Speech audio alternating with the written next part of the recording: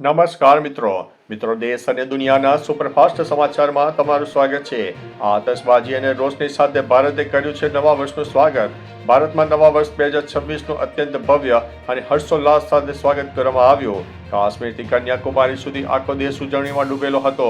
દિલ્હીના કનોટ પ્લેસથી લઈને મુંબઈના મરીન ડ્રાઈવ સુધી લાખોની ભીડ ઉમટી પડી। એક તરફ મંદિરોમાં વહેલી સવારથી ભક્તોની લાંબી કતારો જોવા મળી તો બીજી તરફ મોલ, ક્લબ અને હોટલોમાં લોકોએ મ્યુઝિક અને ડાન્સ સાથે નવા વર્ષને વધાવ્યું હતું। અન્ય મહત્વના સમાચારની વાત કરીએ તો અમિત શાહે ભાજપ કાર્યકરોને આપ્યો છે નવો ટાર્ગેટ। પશ્ચિમ બંગાળના પ્રવાસથી પરત ફરતા સમયે કેન્દ્રીય ગૃહમંત્રી અમિત શાહે વર્ષ 2026ની વિધાનસભા ચૂંટણી જીતવા માટે હુંકાર કર્યો છે। તેમણે કાર્યકરોને કહ્યું છે કે દિલ પર લખી લો, આ વખતે આપણી સરકાર। શાહે ખાસ કરીને કોલકાતા અને તેની આસપાસની 28 બેઠકમાંથી 22 બેઠકો જીતવાનો સ્પષ્ટ લક્ષ્યાંક આપ્યો છે। 2/3 બહુમતી સાથે ભાજપની સરકાર બનશે તેવો આત્મવિશ્વાસ પણ વ્યક્ત કર્યો છે। અન્ય મહત્વના સમાચારની વાત કરીએ તો નવા વર્ષે મોંઘવારીનો ડામ, ભાડામાં વધારો। નવા વર્ષ 2026ના પ્રારંભે જ ગુજરાત એસટી નિગમે ભાડામાં 3% વધારો ઝીક્યો છે। 1 જાન્યુઆરીથી અમલી બનેલા આ નિર્ણયની અસર રાજ્યના 27 લાખ મુસાફરો પર પડશે। જોકે રાહતની વાત તો એ છે કે લોકલ બસોમાં 9 કિલોમીટર સુધીના ભાડામાં કોઈ ફેરફાર કરાયો નથી, જ્યારે 10 થી 60 કિલોમીટર માટે ₹1 વધારાયો છે। 9 મહિનામાં બીજી વાર થયેલા આ વધારાથી લાંબા અંતરની મુસાફરી મોંઘી બનશે। અન્ય મહત્વના સમાચારની વાત કરીએ તો ગુજરાતીઓએ નવા વર્ષને ધમાકેદાર રીતે વધાવ્યું છે। ગુજરાતમાં અનેક આશાઓ અને ઉમંગ સાથે વર્ષ 2026નો પ્રારંભ થયો છે। અમદાવાદ, સુરત, રાજકોટ અને વડોદરા જેવા શહેરોમાં લોકોએ મોડી રાત સુધી બોલિવૂડના ગીતો અને ડીજેના તાલે ઝૂમીને ઉજવણી કરી। અમદાવાદના સિંધુ ભવન અને સીજી રોડ પર હજારોની ભીડ ઉમટી પડી। તમામ શહેરોમાં ભવ્ય આતશબાજી પણ જોવા મળી। દિવાળી જેવો માહોલ સર્જાયો। યુવાધને ઉત્સાહપૂર્વક ઉજવણી માણી છે।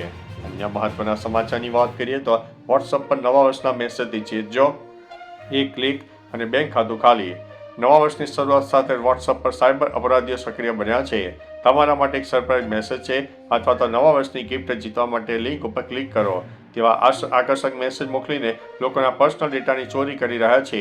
આ પ્રકારના ફેક મેસેજમાં આપેલી લિંક પર ક્લિક કરવાથી તમારું એકાઉન્ટ હેક થઈ શકે છે અથવા તો બેંક વિગતો ચોરાઈ શકે છે। જાણીને લિંક ઉપર ક્લિક કરવાનું ટાળી દો। અન્ય મહત્વના સમાચારની વાત કરીએ તો વર્ષની શરૂઆતમાં હવામાન પલટાયું છે। ગુજરાતમાં વેસ્ટર્ન ડિસ્ટર્બન્સની અસર દેખાવા લાગી છે। ગાંધીનગર અને અમરેલીમાં લઘુત્તમ તાપમાન 13 ડિગ્રી નોંધાયું છે। હવામાન વિભાગે આગામી 24 કલાકમાં કચ્છ, પાટણ, બનાસકાંઠા, દ્વારકા અને જામનગર સહિતના વિસ્તારોમાં હળવા કમોસમી વરસાદની આગાહી વ્યક્ત કરી છે। નોંધનીય છે કે ડિસેમ્બરના અંત સુધીમાં ખાસ કરીને ઠંડી ન પડ્યા બાદ હવે જાન્યુઆરીની શરૂઆતમાં ઠંડીનો ચમકારો વધવાની શક્યતા છે। અન્ય મહત્વના સમાચારની વાત કરીએ તો નવા વર્ષની શરૂઆતમાં જ દ્વારકામાં આસ્થાનું ઘોડાપુર જોવા મળ્યું છે। નવા વર્ષના મંગલે પ્રારંભે જ જગત મંદિર દ્વારકા ખાતે શ્રદ્ધાળુનું કીડિયારું ઉભરાયું છે। નવા વર્ષના પહેલા દિવસે જ ભગવાન દ્વારકાધીશના આશીર્વાદ લેવા માટે વહેલી સવારથી જ ભક્તો દ્વારકા પહોંચી ગયા હતા। સવારે મંગળા આરતીના દર્શન કરવા માટે મંદિર પરિસરમાં ભક્તોની લાંબી કતારો જામી। ભક્તોએ કાળિયા ઠાકોરના દર્શન કરીને નવા વર્ષમાં સુખ, શાંતિ અને સમૃદ્ધિ માટે પ્રાર્થના કરીને ધન્યતા અનુભવી હતી। અન્ય મહત્વના સમાચારની વાત કરીએ તો આજથી રિવરફ્રન્ટ ઉપર ફ્લાવર શોનો પ્રારંભ। અમદાવાદમાં આજથી 14મા ઇન્ટરનેશનલ ફ્લાવર શોનો પ્રારંભ થયો છે।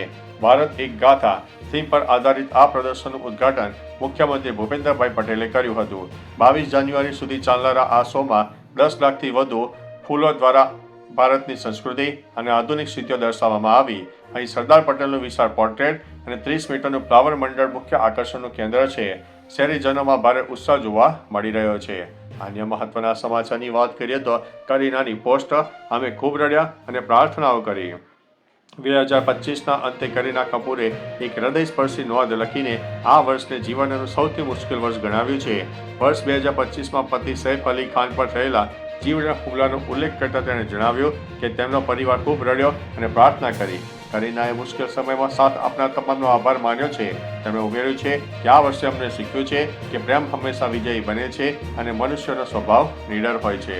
અન્ય મહત્વના સમાચારની વાત કરીએ તો નવા વર્ષે 5 IAS અધિકારીઓ બન્યા છે ACS। નવા વર્ષે 2026ના પ્રથમ દિવસે ગુજરાત સરકારે વહીવટી તંત્રમાં મોટા ફેરફારો કરતા 1996 બેચના 5 સિનિયર IAS અધિકારીઓને એડિશનલ ચીફ સેક્રેટરી તરીકે બઢતી આપી છે। આ યાદીમાં મોહના ખંડાર, ડોટી નટરાજન, રાજીવ ટોપનો, મમતા વર્મા અને મુકેશ કુમારનો સમાવેશ થાય છે. આ અધિકારીઓને પે મેટ્રિક્સ લેવલ 17 મુજબ બઢતી અપાઈ છે. આ સાથે કેટલાક IPS અધિકારીઓને પણ પ્રમોશન આપવામાં આવ્યું છે. તો ચાલો મિત્રો, ફરીથી દેશ અને દુનિયાના સુપરફાસ્ટ સમાચાર લઈને મળતા રહીશું. ત્યાં સુધી અમને રજા આપશો. નમસ્તે.